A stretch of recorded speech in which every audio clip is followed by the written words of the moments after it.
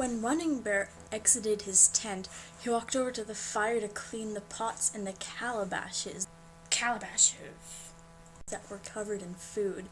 The intoxicating sounds of the drums caught this head honcho's attention.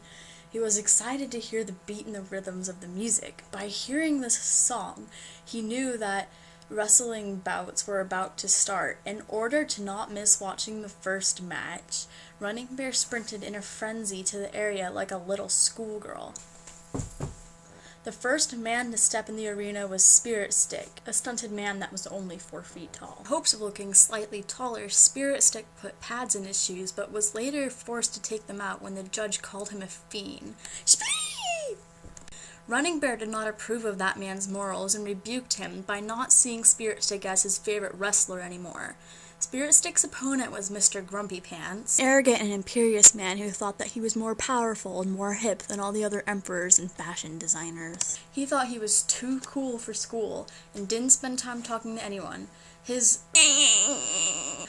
made everyone else in their little village fear him because they felt rejected by his arrogance. When Spirit Stick beat him with just one finger, it was time for the next opponent.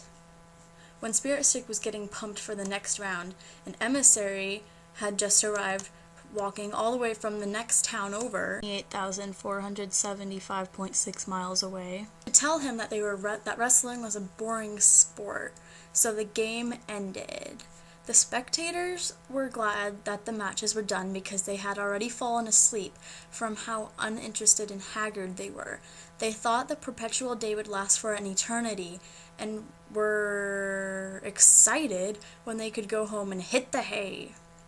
Also in the village, they held kindred parties for the toddlers, where there was maypole dancing puppet shows about aliens attacking Pluto, and cool food. Harry Potter jelly beans. There were copiously of things little tykes could do. Also, at the entrance, there was a harbinger. That's one of my vocab words that announced when someone would arrive, just for the fun of it.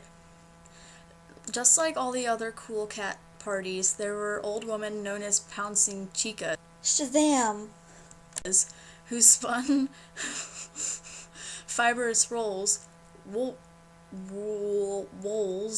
to make all kinds of kids' mini fashionistas. Fashionista. The annual fee for this shindig was $40 million. $40 million. If a kid lived in the bad parts of the village, they were compensated for the money they spent. One bipolar tyke named Moon Boots Rainwater ruined the whole party when his capricious and unpredictable moods got the best of him, and he ran into the cake and stuffed his pudgy face with its chocolatey goodness. That incipient behavior just started out for him, and people concluded he needed some help. The benevolent smiles reassured the kids' parents that they were having a good time. Moon Boots Rainwater will never amount to anything, and he will be improvident for his whole life. Most likely, he will end up on the streets. The end!